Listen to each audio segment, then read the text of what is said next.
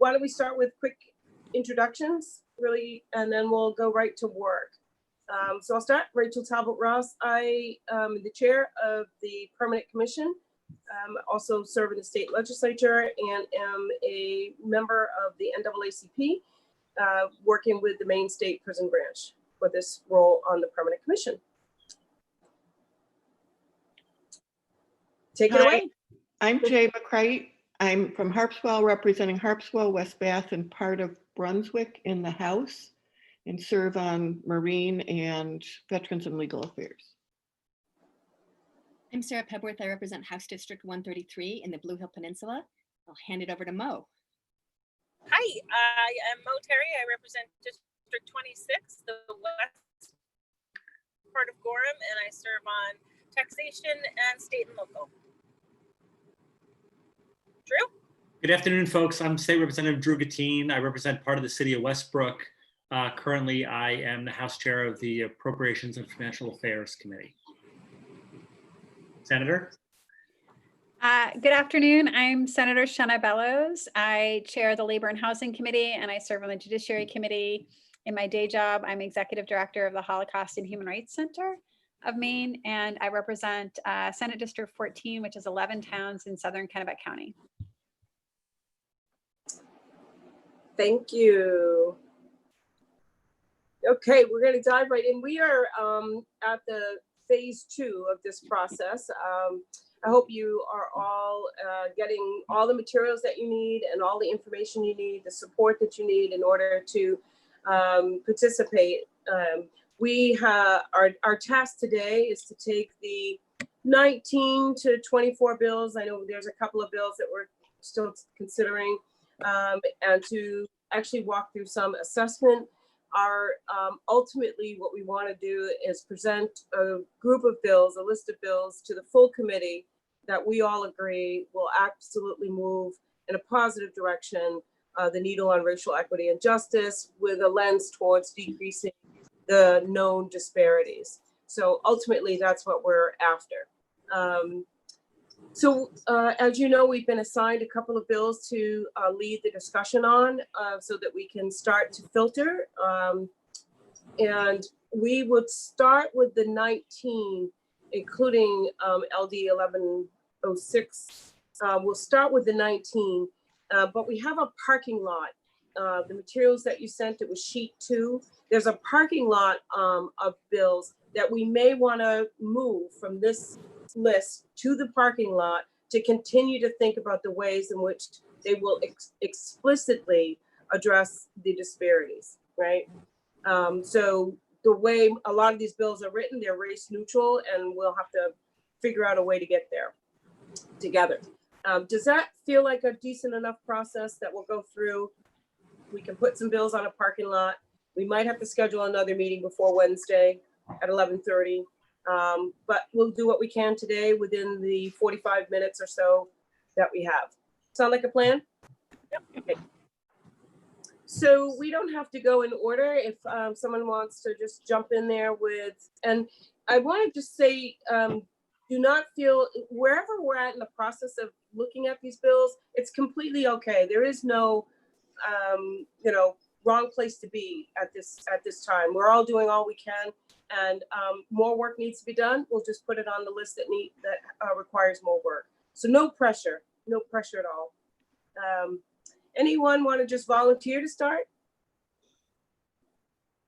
Drew? Thank you. Sure, Rachel. So you just want me to talk about this bill and how I assessed it with using the tool? Yeah, you have LD 1572 and 2153. So if you just lead us through a very quick synopsis that we do have a form that we're filling out in order to document where we live. But yeah. Great. Yeah. Thank you, Super. Representative. Yeah, of course, no problem. LD 1572 enact the Maine Fair Chance Housing Act. Again, this is Representative Talbot Ross's bill. Had a public hearing in front of Senator Bellows' committee. So I'm sure the two of you are very familiar with this. And this is a bill that, again, attempts to make the process of acquiring housing more fair for people with criminal backgrounds, people with a record of incarceration. Certainly, we all know that people of color have are higher percentage of people who are likely to have had interactions with the criminal justice system. We also know that housing is an area where communities of color are historically discriminated against. So again, even though this bill does not, it's race neutral in the way that it's drafted, it seems to me that an effective implementation of this bill and of the policy underlying it could be very effective. Basically what the bill does, and again, I'll acknowledge that the sponsor is on the call with us today, is that it requires landlords, when they're assessing possible tenants, to make sure that, again, to not account for possible criminal justice history until all of the other elements of determining whether that person is an eligible tenant are met or have already been assessed. So it's almost kind of a ban the box type of legislation with respect to housing. People who believe they have been discriminated against under this bill would also have access to file a complaint with the Maine Human Rights Commission. Again, understanding how important housing is as a social determinant of health, I think it would be very helpful, in terms of reducing disparities, and seems to me to be a pretty important bill from my perspective. Absolutely. I think this is one of the bills that we definitely want to bring to attention and prioritize. Agreed. Yeah, thank you for that, Representative Sure. Bettine. I do want to let you know that it was amended quite a bit in committee. Senator can speak to this as well. I have worked with the Maine State Housing Authority and the public housing directors, and also some members of private real estate management companies. And unfortunately, we're not all in agreement. It is a typical ban the box bill. But where we landed with the amendment that was voted out of committee is that we are going to work together. We're going to bring all of those folks together. Sorry about that. To try to really come up with a way to apply this within both the private and the public sector housing, to open that up. There's been talks about looking at the low-income tax credits and other kinds of ways in which we can really guarantee a second chance for those who are formerly incarcerated, so that their worst mistake doesn't become a tool, a way to incarcerate them for life. Housing is the way to get up back on your feet. So we've got to do everything that we can to make sure that there's nothing within our state that prevents people from doing that. So it has been modified quite a bit, but it's still, the overall goal is what you said, Representative Bettine. Is it still in committee, Representative? Has it been voted on in committee yet? I don't know if that's a question for, but it's still within the committee. I thought we had voted on it. Did we table this one? I thought we had. Forgive me. I should know the answer to this as the chair. Sorry. No, I believe I'm pretty sure we voted ought to pass. Yeah, we voted. It's vote. a divided report, and it's the amended language, Rachel. Got it. You brought it to us on the very last day. Yep. But I could circulate the amendment to everyone. Maybe that'd be helpful. But again, I love these bills. I mean, I'm social determinants of health are, an issue that I think we need to talk more and more, generally, but also related to the inequity issue. So, these bills really jump out at me and stand out as important bills. Thank you, Representative Bettine. In terms of process, do you want Representative Bettine to talk about his other bill? You want to vote right now on each bill as they're presented? We can, however. Rachel, are we hoping to narrow it all, or is it a vote? Like, do we have a goal for a certain number of bills, or is that not how we're doing it? Like, for me, this No. is clear yes, but I'm just curious about whether I have to guard my yeses. No, there's not a number for us to get to, not at all.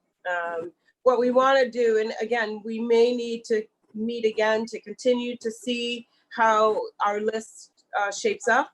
But yeah, we get to bring forth the amount of bills that we believe will do something around racial equity and justice to the full committee. It's up to Okay. us. Yep. I think I'd rather vote as we speak of each one, just for a little fresh memory thing. So if that's a start, then I would say. Okay, I'll call for, if everyone's comfortable taking a vote on LD 1572.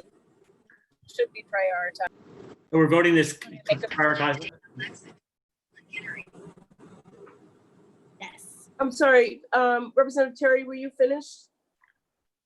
I was, yeah. I don't know if we need to make motions. Are we doing this, by making a motion and asking for a second, that kind of stuff, or just a yay and a nay? It's just a Yeah, yay and a nay. Yay. Yeah, because again, I'll just say that we can keep looking at this list over and over again until our presentation on Wednesday. Yeah. Yeah. If everyone's So I vote yes. ready for a vote, we'll vote. You just do your thumb up maybe in the screen. Yeah. And Jay, great. That's unanimous. Well, 1572. Drew, do you want to continue to talk about 23? Yeah, thank you. So again, I thought this bill was really interesting. So this seems to be a bill that was presented and referred to the Judiciary Committee right before we adjourned. So this bill does not have a public hearing, or it has not had a public hearing, although it looks like there is a public hearing scheduled. It's a governor's bill that was presented by Senator Carpenter, and it establishes a review panel to look at accidental drug overdoses, and then ultimately to make recommendations of policy back to the administration in order to do things to prevent drug overdoses. So again, a very, very important issue, a very, very important bill. Again, I did a little bit of research, and I think we probably all understand that people of color probably are definitely are more susceptible to death by accidental drug overdose than others in a disproportionate way than they are represented in the overall population. So again, I think if the work of this review panel were directed in the right way, I could see a lot of benefit to them. Now, again, the bill is written in a very neutral way. It doesn't have any language that specifically directs the panel's attention towards communities of color, either in terms of the composition of the people on the panel or what it's intended to be focused on. It would seem to me that perhaps with some level of amendment, again, either on the composition of the commission or in terms of what specific recommendations or specific things that they're supposed to look at, this could be beneficial, even more beneficial than its current than it's currently drafted. I think that makes sense. And how we can amend, or we can suggest an amendment, but I'm not sure how. Yeah, I mean, we, it's pretty simple. We don't have to write it. We just need to make the suggestion to the sponsor to keep it on our list. We would see, an amendment necessary to be more explicit in its goals. And Rachel, since this is coming up in judiciary, I'd be happy to take responsibility for talking to the sponsor and working with the analyst on an amendment if we thought that would be worthwhile. Well, that's right. You're second senator on judiciary. I am. I'm not there very often, but this summer I am. I mean, I'm there to vote, but oftentimes labor is at the same time. I like Drew's suggestions about composition of the commission, if it's a commission, and maybe directing to make sure that certain areas are addressed as opposed to just a general overdose death. There's nothing in the language that says, that has questions on what the study will actually look at. I don't think either. It's very, very vague. It's pretty general. It Yeah. is. So we could probably ask them to, add some specifics in the actual, to come up with the results. Add some specific questions to come up with those results.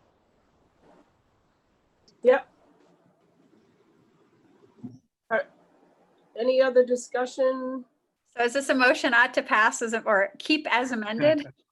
Yeah, I think we have to, we will generate a list of bills that, if amended, would have a more direct impact. And if the sponsor is willing to do that, then that's great. And if not, then it doesn't, currently as written, it doesn't seem to have a direct impact. Are you guys okay with generating a list of bill? Okay, so we'll put 2153, Representative Gatine.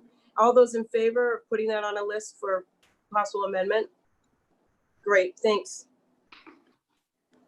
And I've noted that Senator Bellows is going to take a little bit of a lead in talking with the sponsor. Is that correct, Senator? That is correct. Great, Email him right now and tell him I want to talk to him about it. thank you. So thank you, Representative Gatine. Let's move forward. In half a mile, take exit 47 for Rand Road toward West Brook. I can go if you want, Rachel. Thank you, Representative McCray. I had LD 795, the right to food bill, Representative Hickman's bill. Very interesting reading through. I always want to look for what the opposition is. And Representative Hickman had addressed a lot of it because he's been working on this bill for quite a while.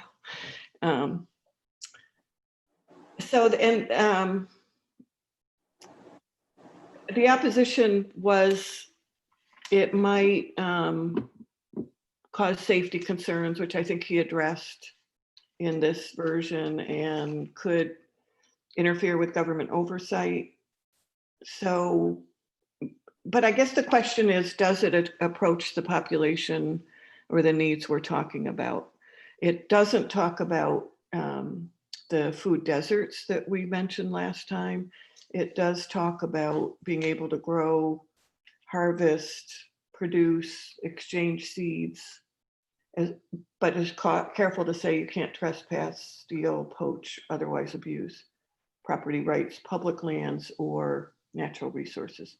The fiscal note would be what it is for any bill that requires a referendum. It would be $172,000 to get it on the ballot. So, I mean, in concept, I mean, right to food is pretty obvious.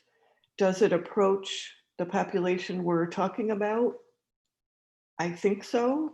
I don't have statistics.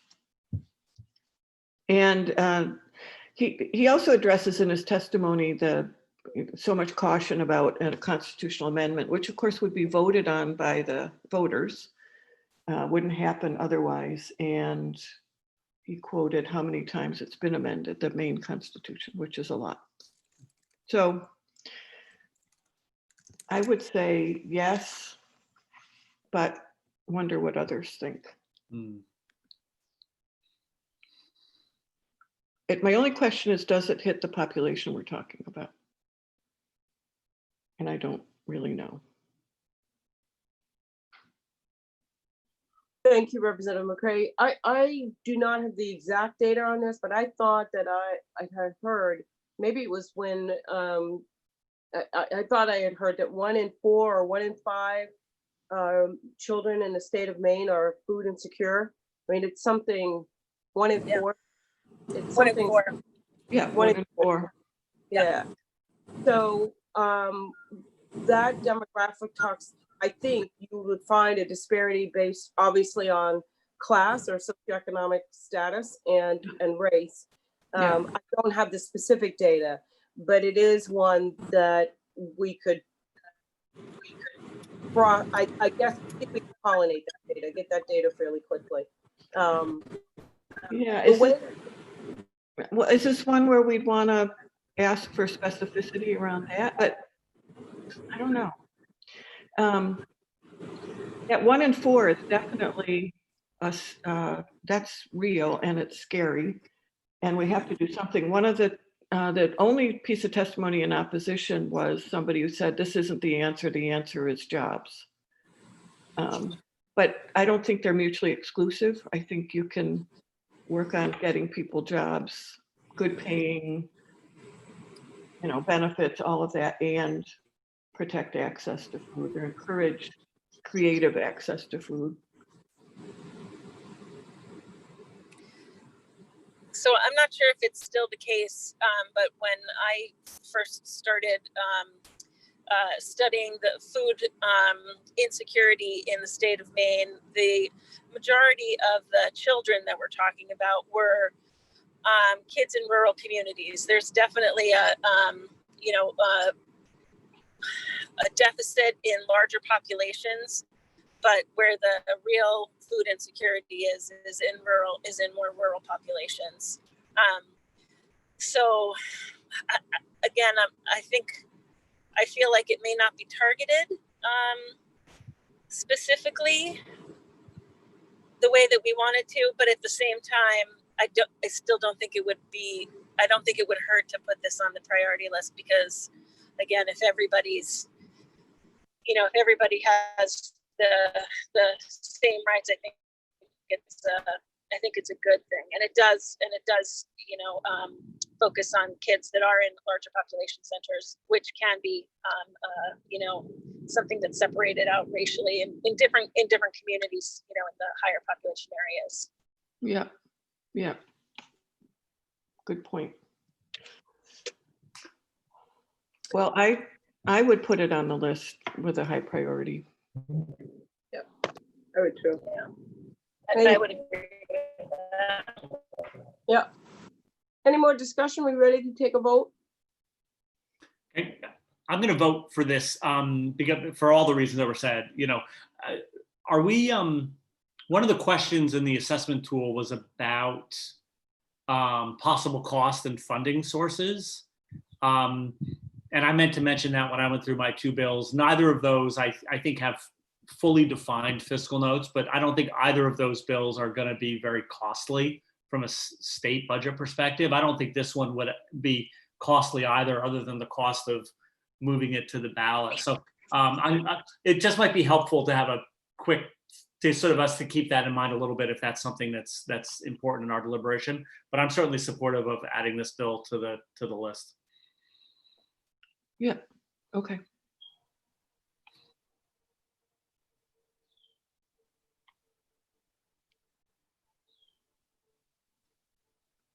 Senator? Or Oh, yeah. Sorry, I didn't meant to. I apologize. you were I looking. thought you were just trying to create a dramatic moment. Wait for it. The other one I had was 1106, which is to improve health and economic security of older residents. Mike Brennan's bill, heard in HHS. This, I didn't say about the other one, it was a divided report, ought to pass, partisan, definitely. This one was majority ought to pass with a little bit more of a partisan, not a bipartisan vote, a little bit more. I struggled with this one a little bit because Jess Maurer of the Maine Council on Aging testified that most of the provisions in the bill are in the governor's proposed biennial budget.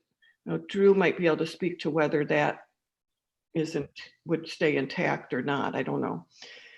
But regardless, the real nut of the bill is that it would eliminate the asset test and go by income rather than assets. So would mean somebody doesn't have to liquidate their other assets to be able to qualify for some benefits. It would raise income eligibility to 185% of federal poverty level. Representative Brennan's testimony said it will help the upper end of low income.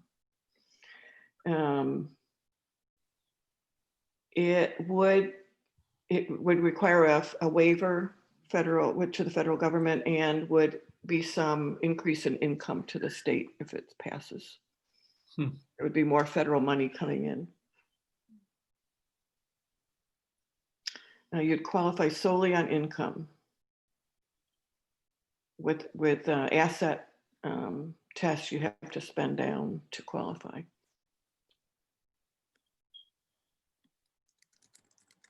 And HHS wasn't thrilled with it, or didn't really testify one way or the other, which is what they've been doing. They said it would require some changes in infrastructure to the department, and the way it's written, it would mean that changes that the department wanted to make to this system would require legislative approval, and they'd rather not do that.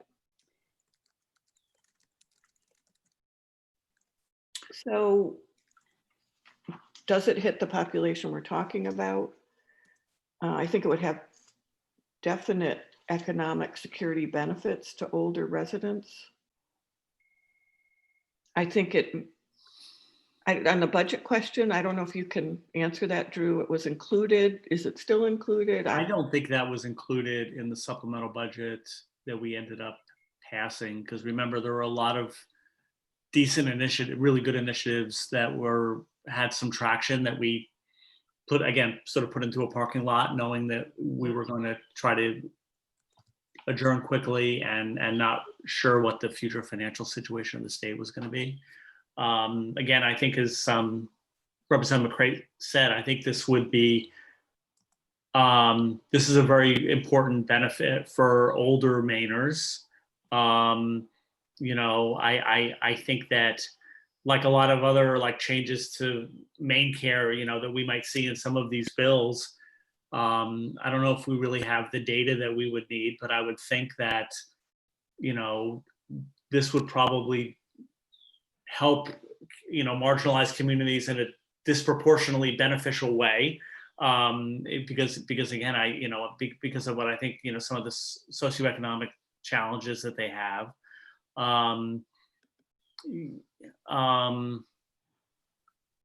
As we see some of that, I'm just kind of rambling a little bit, I apologize. I think when we see some of these DHHS bills that provide better home care and more access to home care, I think it's important to keep in mind who the people are that provide a lot of the home care in the state.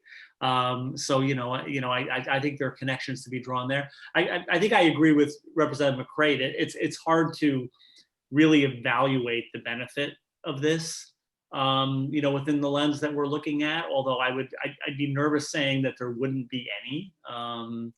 So, I mean, this is a little bit of a tougher one for me. Would love to hear what other people think. So one of the things, I think you're correct that we don't have enough data here, and that's something that we should probably start pressing the agencies moving forward and future legislators to help us think these things through. Mm-hmm. I know that nationally there's some data that Black Americans' incomes are rising, but their assets are not rising. But I don't know in Maine, and when you're specifically talking about Maine care access. And so I just don't know. If our goal is to break down racial inequality, I don't know if this is going to help us achieve that or not, even though I think it's, from a public policy perspective, an important goal. And I have a similar bill in terms of asset tests and Maine care. So I put that forward or offer that. We don't know, but I wonder if this is more, would target the Indigenous community more so than others in terms. I was thinking the same thing, Jay. Yeah, I don't know, but that occurs to me. And I think Drew's point about who does the direct care is really important, because that's the population. A lot of the people who do direct care are of the population we're talking about. If we wanted to parking lot this bill, I could do a little bit more research into, quick research and even reach back out to the sponsor and some of the people who, do a lot of policy advocacy around these types of issues and see if there's some additional information that could be helpful to us. I bet Jess Maurer could give you data on. Yep. Yeah. Talk to Jess Maurer, talk to some other folks. That Right. would be really helpful, Representative Sure. Gatine. Where I'm at right now, it doesn't pass the test, but be open to hearing anything that you can learn. So Great. 11 on the parking lot, is that good with everybody? Yeah. Okay, great. Thank you. I- Anything? Sarah and I both volunteered to look at 2145. Okay, And so I just wanted to say a little bit about it. This is about helping veterans access jobs, education, healthcare, and housing. Mike Carpenter's bill, it does not, we have a public hearing on it tomorrow. And it's in VLA. It's a concept draft, and it has a 2.5-page list of what it will do that hasn't been narrowed down. There's some parts of it that really concern me, like that veterans and their spouses would have different requirements for CEUs than others in sort of occupations with licensure. It would, but there's some good things too, like reciprocity with other states. But we won't hear it until tomorrow, so I wonder if that gives us a reason to pause. But maybe Sarah wants to add. I can just add that Senator Lucchini said the focus tomorrow is really going to be about narrowing down the bill, keeping in mind the financial situation. So Yeah. finding ways that perhaps veterans could be helped without having a large price tag, as we know where we are right now. Great. And I had, as I was looking through it, I thought, I don't think this passes the test, except the vice chief talked about how many veterans are Native American. So that makes me think maybe if it's narrowed down, then it really needs to be. And I think we talked about this being something that would be helpful in the future. Perhaps not necessarily right this minute, but in the future. Yeah. And I guess I have a question, because Jay, are you on VLA, you said? Yeah.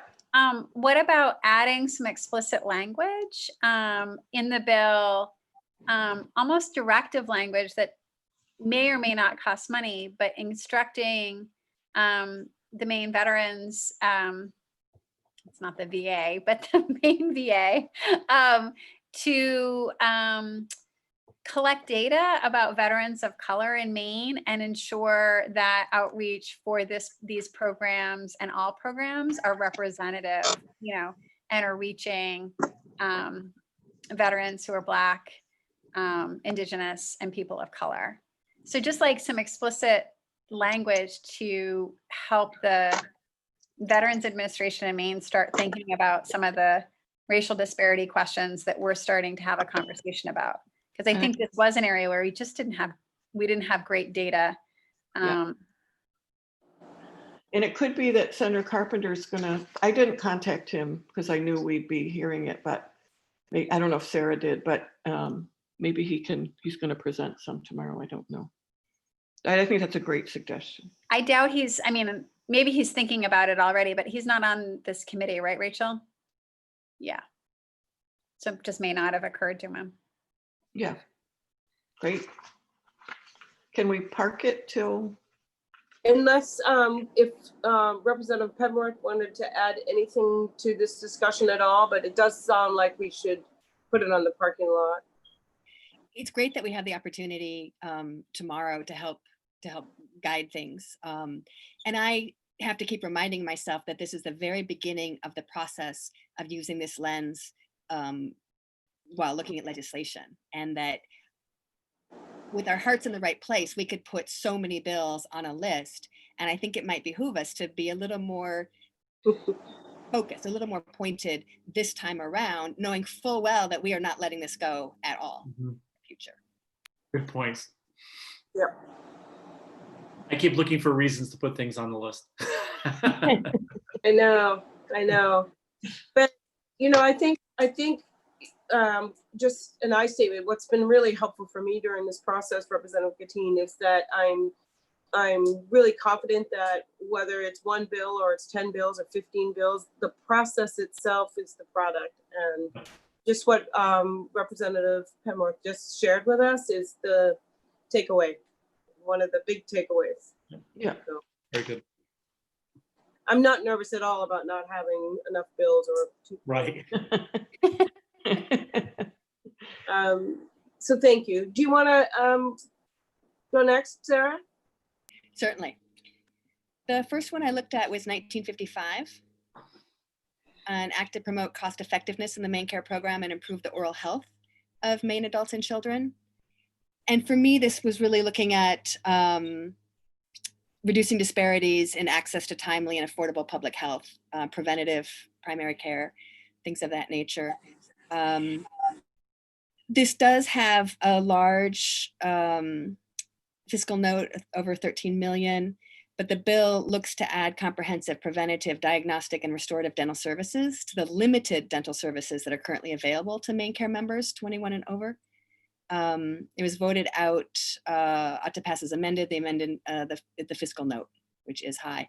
But I would recommend that we put this on the list. It is crazy to me that dental care is not, that full dental care, and in particular preventive dental care, which helps everything be cheaper ultimately, is not already stressed. We know how important dental health is to overall health. I didn't pursue looking at adding any emphasis around racial inequity, what that might look like.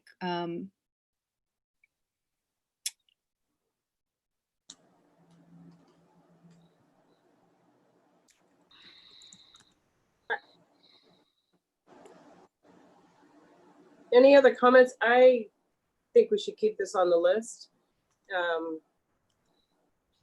This is Representative Gatine's bill. Do you want Biased in favor of the bill. So, and this is an issue we've worked on, talked about a long time. And I alluded to this a few minutes ago. I think there was a number of these healthcare issues. I wish we had more data about where the disparities are specific to services, but I certainly believe that, when you're talking about expanding the scope of services under Maine Care for some very essential services for which there's great need, that this would probably have a disproportionate positive impact on certain communities.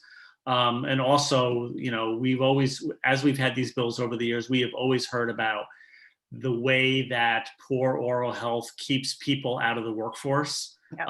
In a very negative way. And we even had the chamber testify at one point on a bill similar to this a couple of years ago. So again, I would certainly obviously be in favor of keeping this on the list. For all the right reasons. 100%. And again, I don't know, Drew, it might be too late to do this in the appropriations process, but if there's money and this is moving forward, would there be a way to add some language to encourage Maine CDC to collect some data? Because when I just Googled, this was not a great Google, but Black Maine dental care disparity. I found a 2013 report from the Maine CDC by then Dr. Panett, and it has data from Nashville, Tennessee. And the data is scary in Nashville. It's really shocking, the disproportionate lack of access to oral care. And as a result, long-term collateral health cancers, like oral cancer and other health consequences. So, just maybe some language in the bill to encourage Maine CDC to collect data about who are the beneficiaries of the program. Okay, I can certainly bring that up in AFA. Thank you. Yeah, I won't drive up the cost. Sorry, I Rachel. just wanted to add that this is a really good bill, and the testimonies were riveting. It was one of the toughest days this past session. Right. I think Representative Gattin, you did a great job, but the testimony was just, it was so heart-wrenching. But so I think this is a very, very good bill, and I would say that it belongs on our list. Yeah. Vote. Senator? Mo, Oh, look at that. Senator Bellows. Oh, see, I'm sorry. I'm always slow on the up that. I'm like, you can't read my mind. Sometimes. We can. So 1955 goes on the list of yes. Great. Okay. Then I looked at 2118, an act to establish an enhanced process for tribal state collaboration and consultation and to develop a process for alternative dispute resolution. This really got an assessment 5 and 6, improving the equitable political representation or participation and creating more anti-discrimination protections for racially marginalized populations. I definitely encourage us to vote yes on this one. A piece of testimony was referring to a number of bills in a cluster that they would advance the sovereignty, independence, and dignity of tribal nations in Maine. It was one of the first recommendations on the task force. It has had a public hearing. It's being carried over. I don't know, to me, that is a pretty clear, this is what we're talking about. Let's pass it. Let's prioritize it. Any discussion? This one is Pretty clear to me. all those in favor of 2118? Yep, great. Thanks. Thank you, Representative. Rachel, can I go next? I apologize, everyone, but the Senate has a caucus at 5 that I'll want to switch over to. Nope. And I would love to just talk about the 2 that were on my list. Yes, please. Okay. So the first one was 1142, a resolve to expand transportation services for seniors who are main care members. This is Chloe Maxman's bill. This is for non-medical transportation. And I think that we certainly saw some data around disparities in terms of access to transportation for communities of color. And at the same time, I think like so many of the HHS bills, I don't know that we have great data about main care access to medical transportation and which populations would be beneficiaries.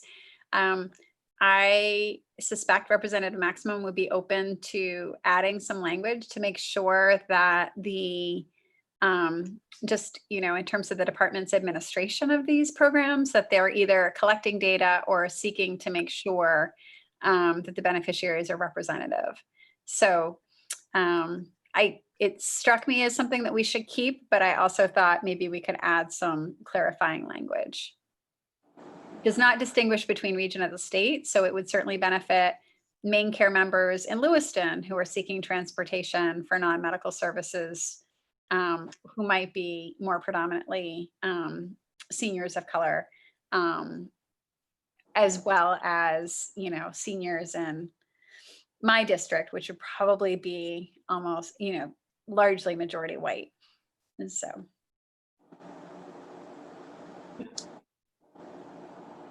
Yeah, it's a good bill.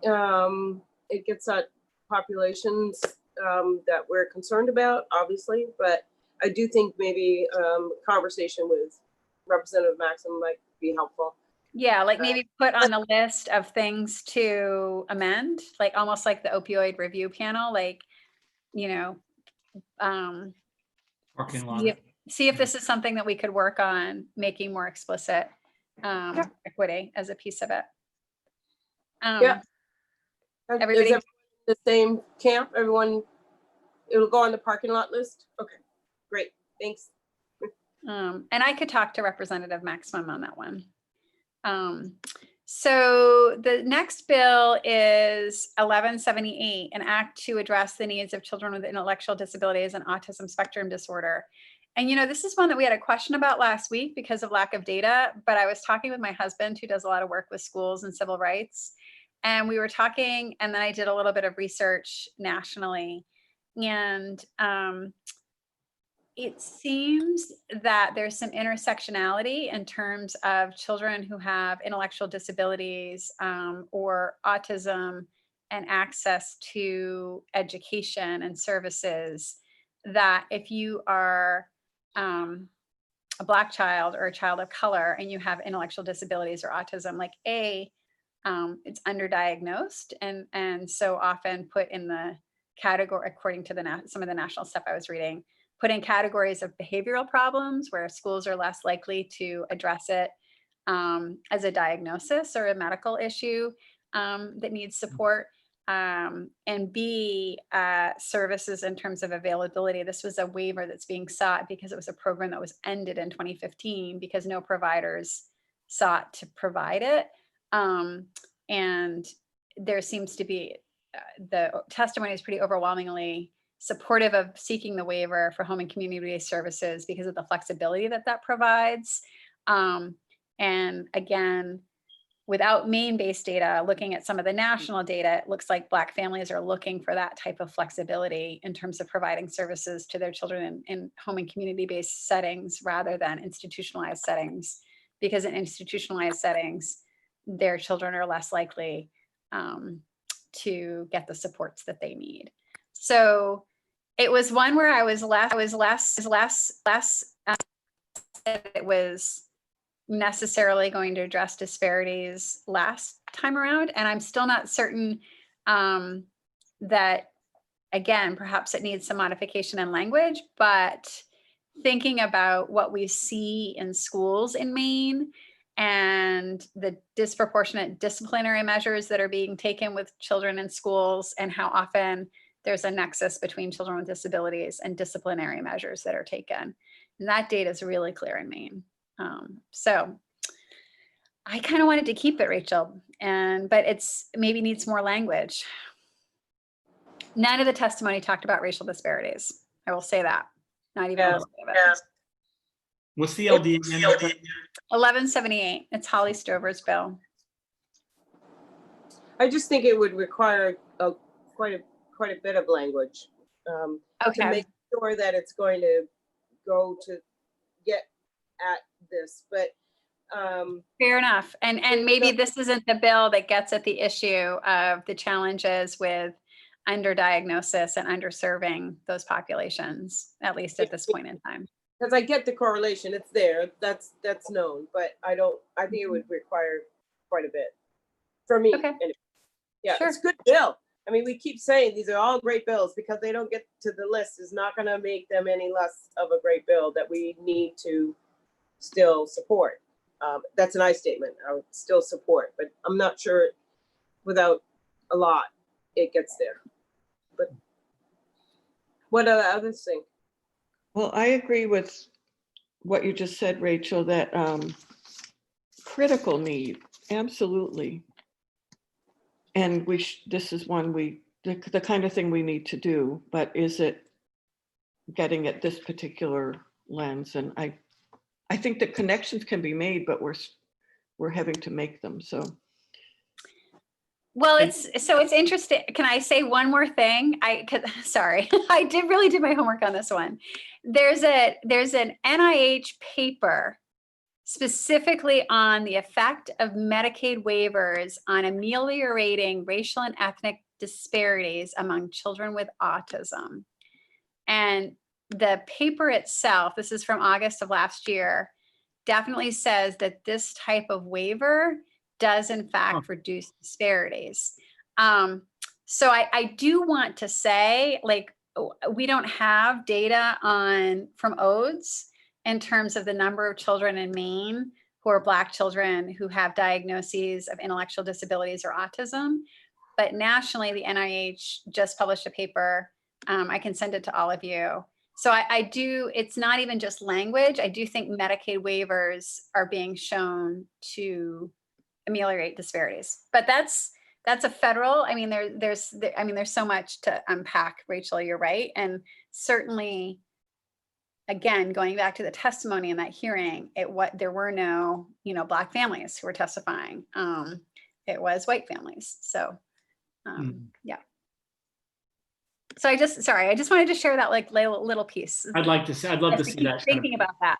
And I will again, send Maine would have to make sure they crafted their waiver in a way too, so, but that is great information. Right. So maybe that's where it gets tricky about the language, which is That's exactly the what Rachel was saying. Yep. Okay, so I'm happy to parking lot it. Maybe don't knock it off the list entirely, but parking lot it. If it gets fixed, we'll put it back on. If we don't, we won't. We will, But I will send everybody this paper because I think it's super interesting. we'll put it on the parking lot. And so before you leave, Shanna, I'm just gonna check in with folks to make sure they've got the same running list as I do at this point. So the yeses that we have so far on the list are 1572, 1955, 2118, and 795. Those were on the yes list. What we have that we're considering if amended would be 2153, and Senator Bellows was going to talk to Senator Carpenter about that. 1142, which is Representative Maxim's bill, and Senator Bellows, you thought you would talk to her.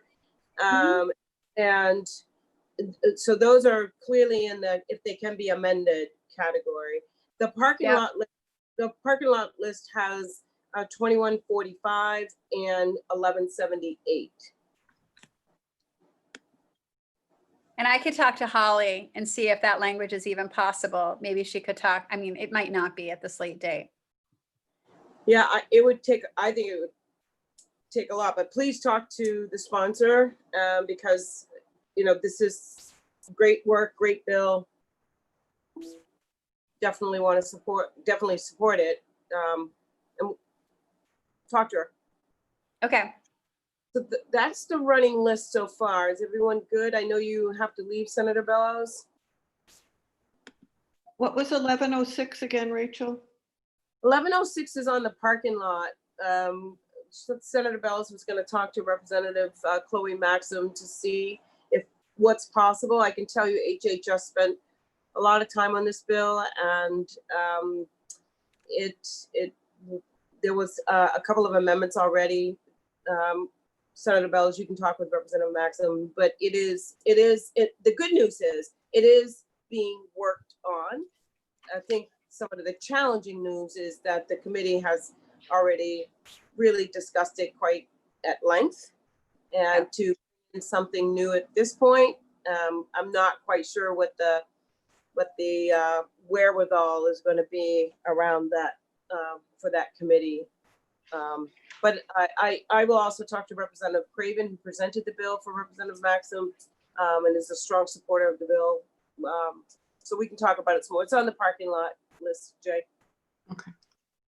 And this goes back to, and just thank you guys all much, but to Representative Sarah's point is we want to do it all for all the bills. And there might be some bills that pass without additional language that strengthens the impact on racial disparities. And it's going to be a process, but we can try.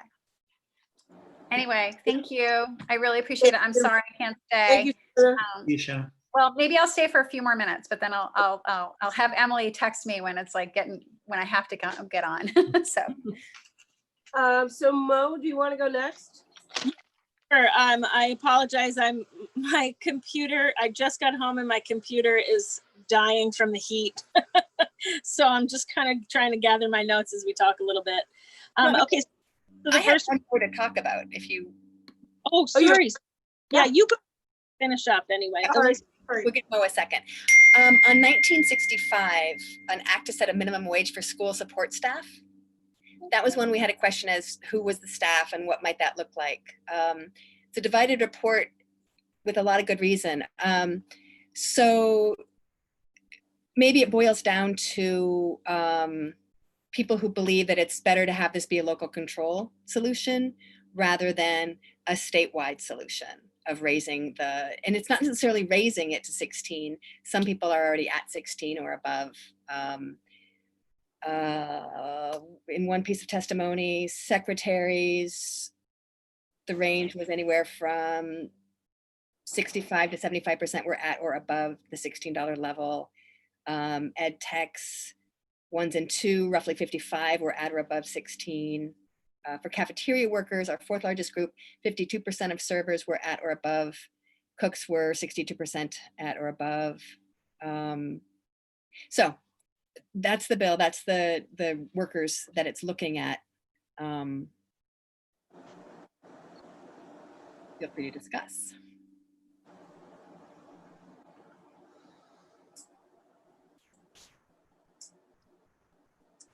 So I'm in support of this,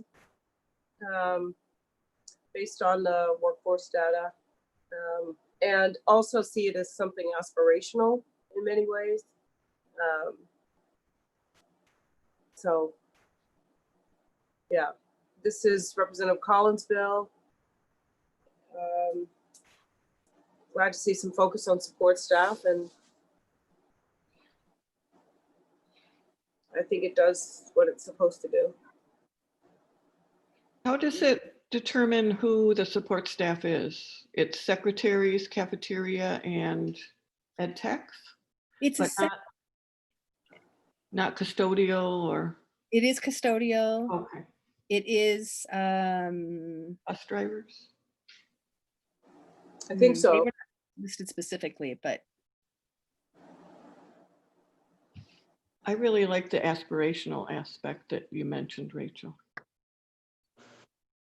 What others think? What's the status of this bill? So I don't, this bill is in the Labor and Housing Committee. It hasn't been reported out to the floor. It was a divided report along party lines.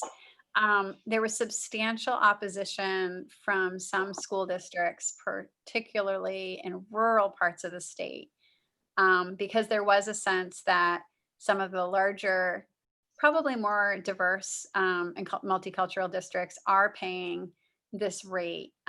But there was a sense that there are other school districts where this rate would exceed local budget possibilities and whether it would be a mandate.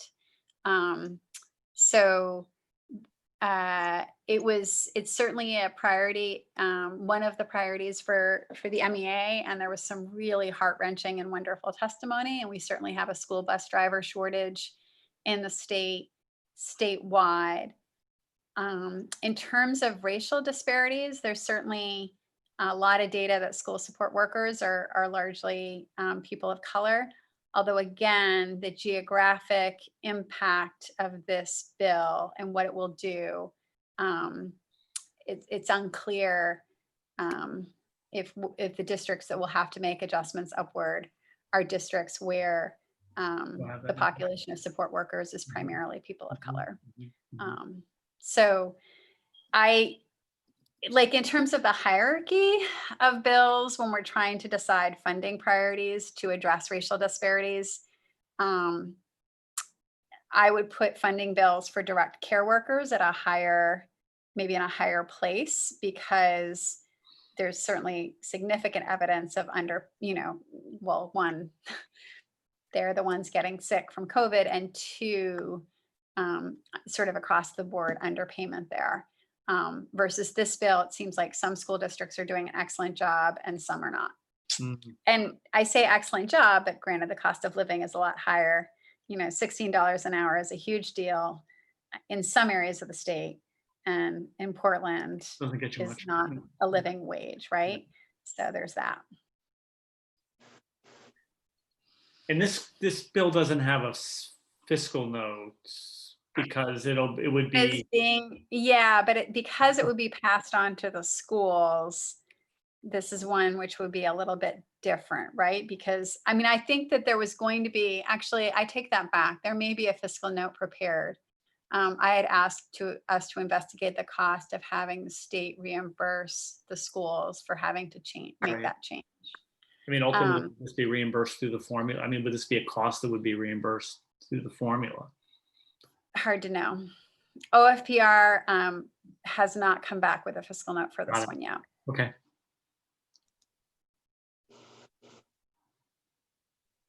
I like it from a policy. I appreciate what the Senator Bellows just said, that, it might not have, because of the school districts that might be impacted, it might not have the benefit that we would like it that, you know, to have. It's hard. It's hard without having the data, like we said with a bunch of these bills, but I certainly like the policy and think it could fit the frame and the focus that we've got here.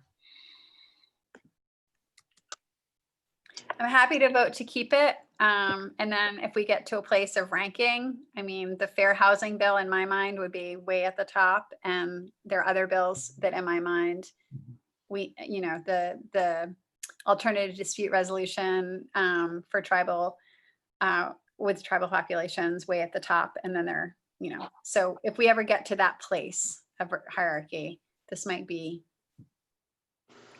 lower in that list. Yep.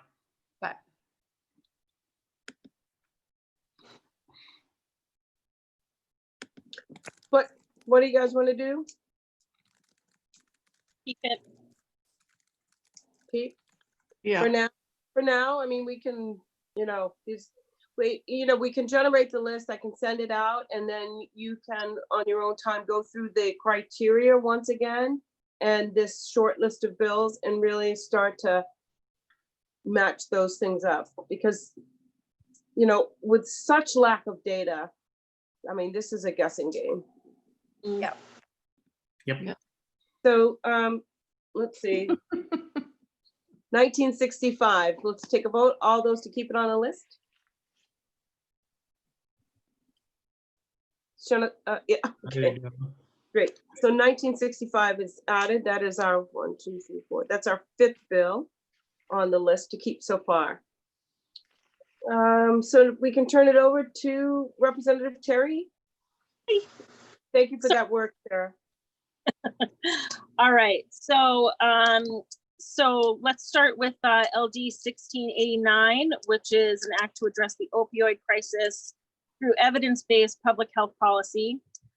It was ought to pass as amended, hasn't hit the floor yet, but it's out of committee.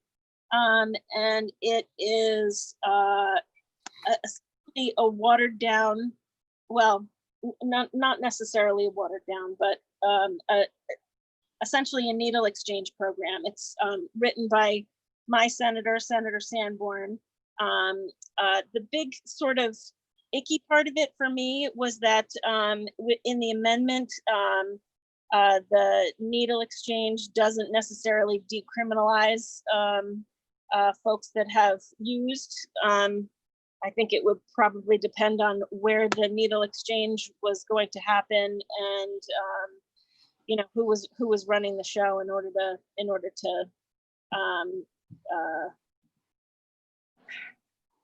I think people would need to probably break some rules to make it something that would be more equitable. It doesn't necessarily go as far as where I would feel comfortable making it a more equitable bill. That being said, I think it's still really important. Again, without that decriminalization part, it just feels a little harder for me to support. But again, like I said, at the same time, it still does a lot of good. So I definitely would want to hear what everybody else has to think about that. Mm-hmm. So for decriminalization, we would need to decriminalize needle exchanges. Is that what you're saying? It sounds like that was what got it to pass. Is like a very, very, very brief conversation with Linda about it this weekend, and happy that it got to where it's to where it's gotten, but it doesn't do for her on the public health side. It's great, but as far as decriminalization goes, that was something that she didn't necessarily think was going to be an easy win, and apparently in the amendment it takes that out. They took out the decriminalization. Correct. And yeah, so we have 1492 on our list. We're not going to hear it today, but that's where you'll find the decrim component. Oh, great. Well, so I don't think for me, I don't think this is a bill that would have the direct impact that we need, but I'm open to whatever. Does Anyway. 1492 address needle exchange? Yeah. And decriminalization? Yeah. Yeah, and for both of them, again, without real hard data, I don't know how this impacts, but when you're talking about decriminalizing in drugs, and that there's a disproportionate arrest record and sentencing of Class A drug crimes, real disparities here, then this is all going to touch on, obviously it will have some kind of an impact. What that is the question. But what's left in this bill, Mo, on the public health side? Give me 1 second. Sorry. So on the public health side, it establishes education. Isn't that nice? Education for those that, let's see. It removes the requirement to distribute naloxone. It also requires a distribution of educational materials, and as well as exchanging the hypodermic apparatus. So essentially you get a clean, fresh needle and a piece of paper that says don't do drugs. So it establishes needle exchange. Yes. Yeah, I guess you can say that it does. But again, it establishes needle exchange, but it also doesn't take away the criminalization factor. So if somebody goes into one of these facilities, they're taking a chance of getting arrested for using. So I don't know, it seems very washed out to me.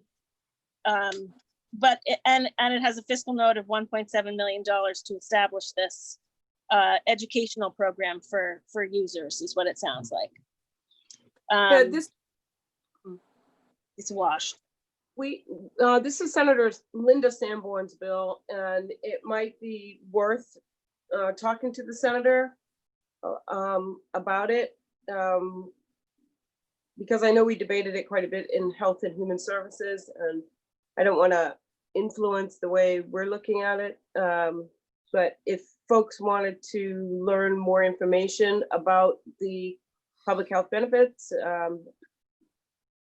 we could always. I'd be happy to talk to her about this. And my recollection is that the department has, well, anyway, I don't want to just muse out loud about things I don't remember as well as maybe I should, but I'd love to take a look at this one. So I'm curious about the removing distribution of naloxone. That sounds like a compromise position. Yeah, okay. Because at a needle exchange, it seems like a really good idea. It would also put the providers at risk of criminal behavior, wouldn't it?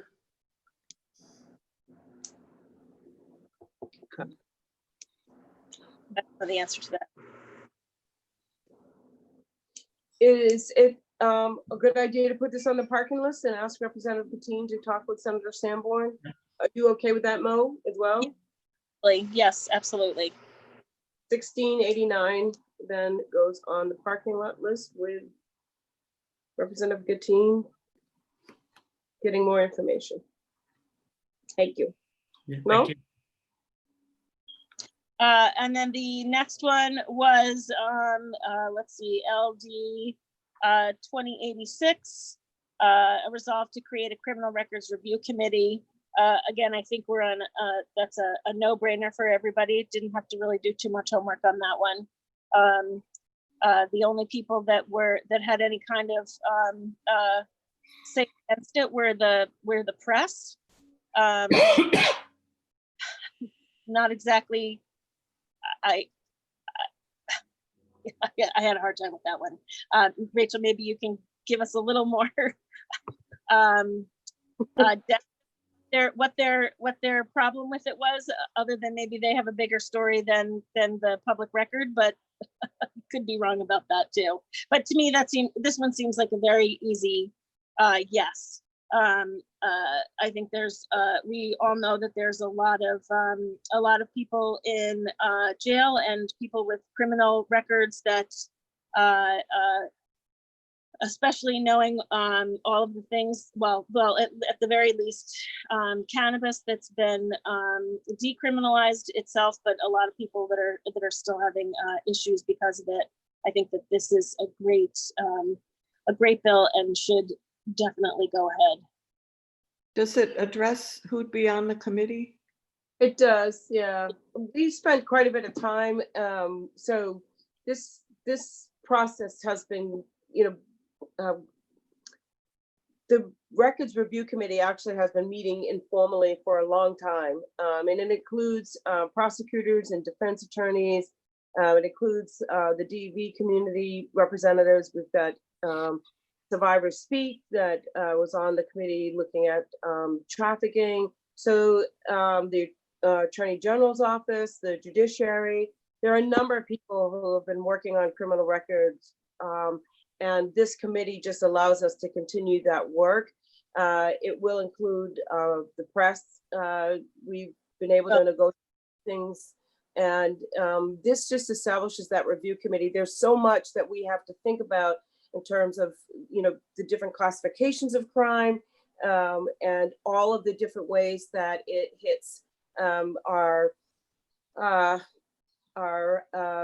Bureau of Investigation, background check, all of these different places, and to make sure that it does not come close to violating the state's constitution around the governor's powers. So there's a number of things that we have been working on and want to continue to work on.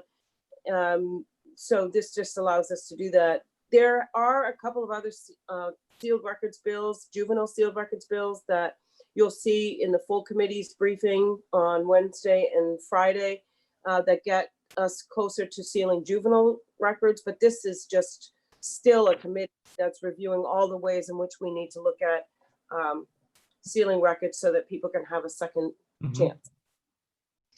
And I just wanted to make sure that it has representation from people affected by the issue, and it sounds like it does. It does. Great. And, Yeah. and this would definitely have an impact on disparities. Yeah. Good one. But it's a committee. It's not, there isn't the, what I mean? Yeah. It's prolonging the hit, Thank you. yeah, the impact. So want to take a vote? Are you all set, Mo? Yeah, absolutely. I vote yes. Won't talk me into it. So that's our sixth bill that is going on the list. So the two that I had, 1051 is this bill by Senator Herbig. It establishes a family first employer program. It's really an awards program. It's a designation, and it's a good bill. It's one of the only bills that actually named persons of color written right in the bill under criteria for how an employer would be able to qualify for this designation. It allows for, the governor to acknowledge these family first employers who there's a list of criteria and make sure that there's equity, parity in pay, that people have equal access to leadership opportunities within and promotions within the company. And it specifically looks at some vulnerable populations that you have to consider as part of the criteria for this award designation. So it's a good bill. There's no fiscal note that I can see on it. It was in the Department of Economic and Community Development did speak in support of the bill during the public hearing and did not mention any additional burdens for them. They applauded the program, and it allows us to look at employers who are doing good things with childcare and paid leave and sick. I mean, it is a good designation for an employer to have, and a good bill. I would say that, again, persons of color are written into the bill. It seems like this is a very direct impact. I remember reading it before. Mo and Jay? Yeah. So Yeah. 1051, moves on to the yes list.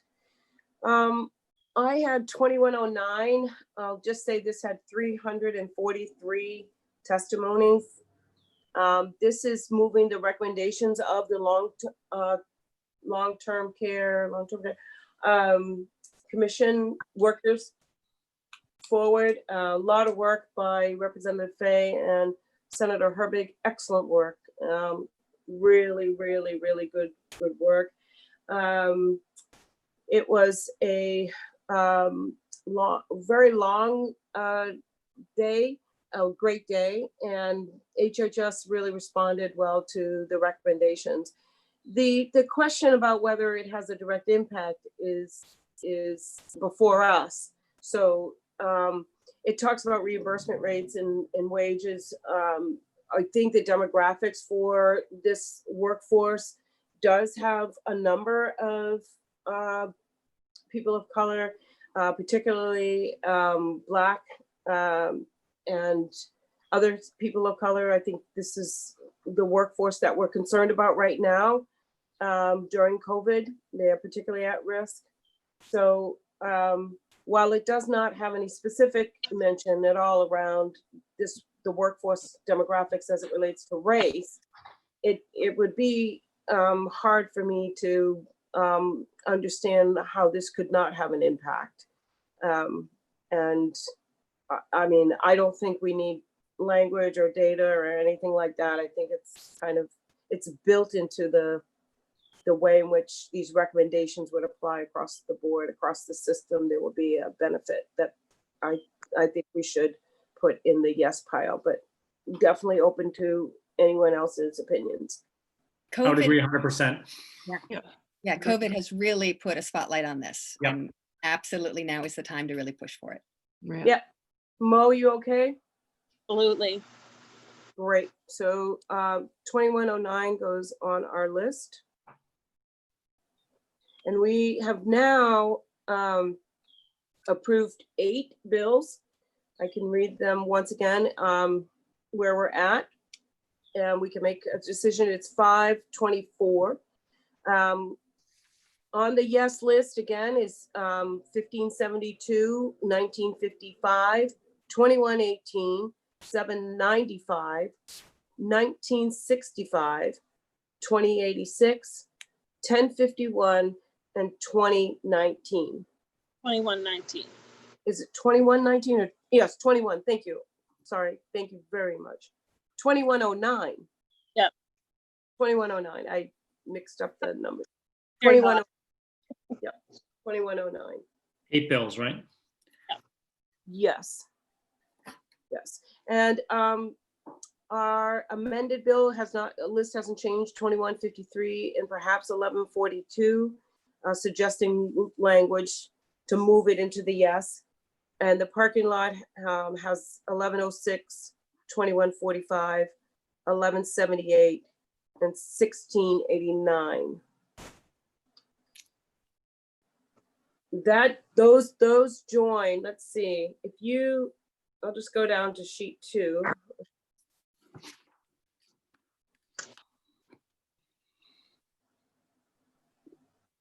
So the bills that are currently on that kind of parking lot list, I can just go over those numbers because these bills would join those. That's 193, 489, 535, and 859. It's on the sheet I sent you. That's just sheet number 2. And it already had 1106 on it. So I will add these bills to that. And I'll get this new list out to everyone. What do you all want to do about, it looks like about 5 bills that still need vetting. We could try to do that by email. I can ask Representative McDonald and Vice Chief Newell if they want to send us a quick email with their assessment. Great. To get those. And I believe we did 2145. We did Representative Meyer's bills. So it's just those 3 bills that would be remaining. We could probably do them by email. Did Bruce Bickford's bills get reassigned? thank- 1453, 1492. They did not. Thank you for bringing that up. Sorry. So does anyone know if Shanna actually spoke with him? I know she was He going said he was going to, yeah. All right, I will check in with Senator Bellows and also with Representative Bickford to see what the status is. Why don't we try to do this by email, those remaining bills? But we need one more meeting anyway, so unless you think we can do this by email by Wednesday.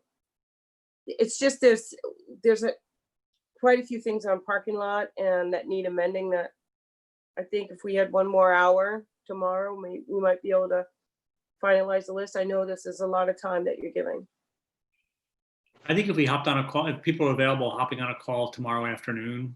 Yeah. I think we'd move, I'm available. I have a hard stop probably around 4, but I'm available otherwise throughout the afternoon tomorrow. I can probably give you between 3 and 4, 2:30 and 3. And I have VLA, so who knows? So, yeah, if we tried late in the day, I still know that doesn't matter, Representative McCray. But maybe a 3 to 4, we could Yeah. shoot for now, and I'll send out an email and see what folks can do.